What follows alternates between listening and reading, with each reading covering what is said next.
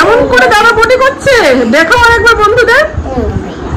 ও মাই god, ওই সর্বনাশ, দাদা এইভাবে পটি করছে। ও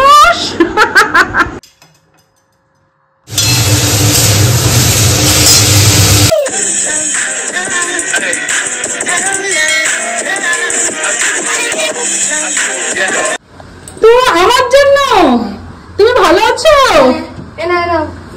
গোলু বাবু এসছে আমাদের বাড়ি। ভালো লাগছে আমাদের বাড়ি? তুমি কেমন আছো? জুতোটা খুলছে না, দাঁড়াও আমি খুলে দিই।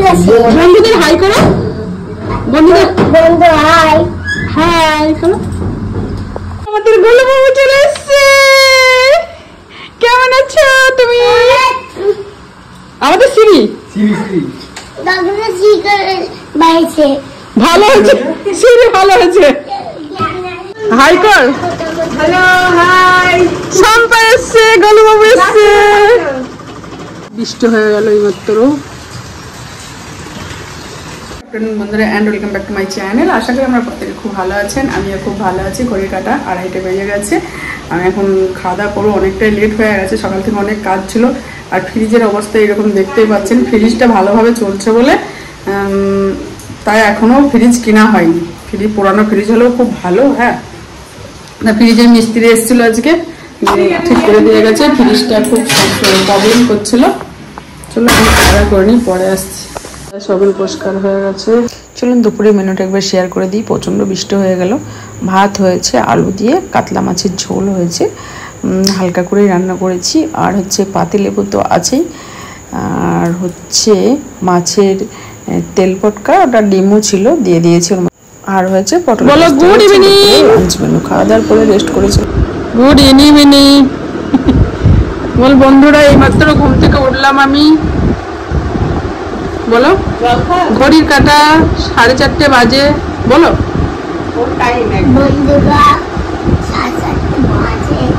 এইমাত্র ঘুম থেকে উঠলাম। আমার নাম সিদ্ধার্থ।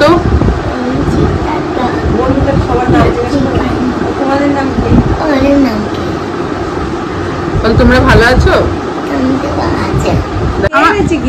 বলো, গিফটটা এনেছি। বলো থ্যাংক ইউ। থ্যাংক ইউ বলো, থ্যাংক ইউ বলো, ওয়েলকাম। ওর নাম সিদ্ধার্থ পটেল কুমার।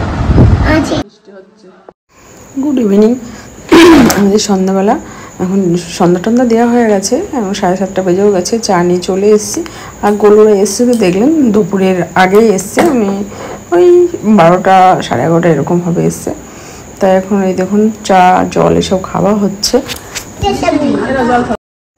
গোলু এখন টিভি চালাতে বলছে, তা টিভি চালানো হয়েছে। তা টিভি দেখছে। আর দাদাকে বলছে, দাদা আমাকে একটু ঘোরাতে নিয়ে চলো, কারণ বিকেলের দিকে ও বাড়িতে ঘুরতে যায়, ফুটবল খেলতে যায় মাঠে। অনেক সব বাচ্চারা খেলা করে তাই যায়, তাই সেই অভ্যাসটা তো আছে। তাই বলছে চলো আমি একটু ঘুরু ঘুরু করতে যাব। আজকে বললাম তুমি দাদার সঙ্গে যাও, তা দাদার সঙ্গে ঘুরতে বেরোচ্ছে। এই দেখুন, আর টিভি চলছে তো ওর জন্য ভয়েসটা দিচ্ছি না। এত পাকু পাকু কথা বলে, ওর কথা সকল সময় একদম জমজমাট হয়ে থাকে বাড়ি যতক্ষণ থাকে। তার দাদার সঙ্গে এখন ঘুরতে বেরিয়ে পড়লো। এখন ও যাবে, কিন্তু সারাদিনই বৃষ্টি হয়েছে। এই দেখুন এখনো বৃষ্টি পড়ছে একটা, কিন্তু ও যাওয়া চায়।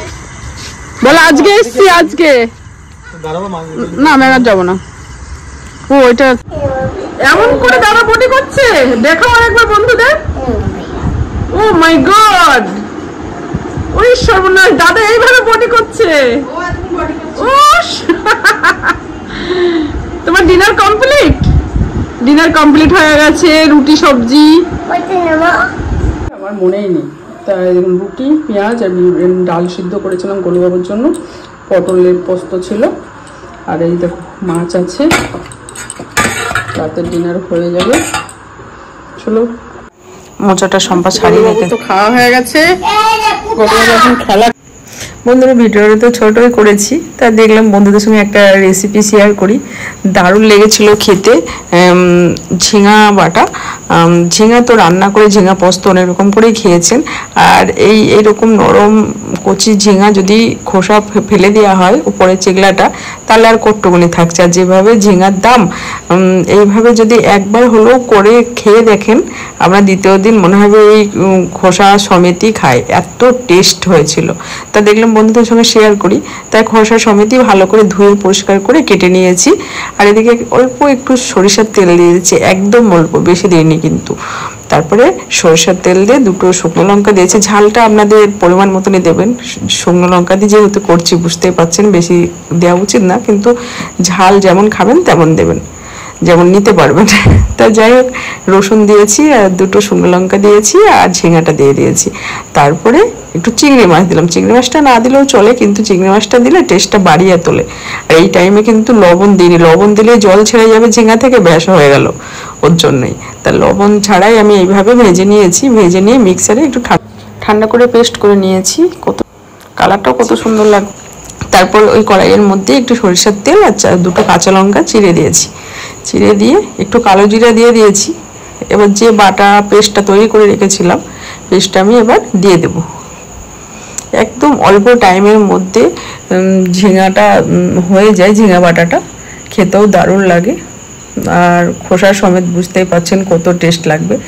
এইবার পরিমাণ মতো লবণ আর হলুদটা দিয়ে দিলাম। লবণটা এখনই দেবে, প্রথমে যদি দেন ঝিঙা থেকে জল ছেড়ে গেলেই ব্যাস বেকার লাগবে, কিন্তু এইভাবে করলে দারুণ লাগবে খেতে। দেখুন ঝিঙা বাটা কমপ্লিট। এইবার গরম ভাতে আদার্স কিচ্ছু লাগবে না এরকম যদি ঝিঙা বাটা হয়। বন্ধুরা কেমন হয়েছে অবশ্যই কমেন্ট করে বলবেন।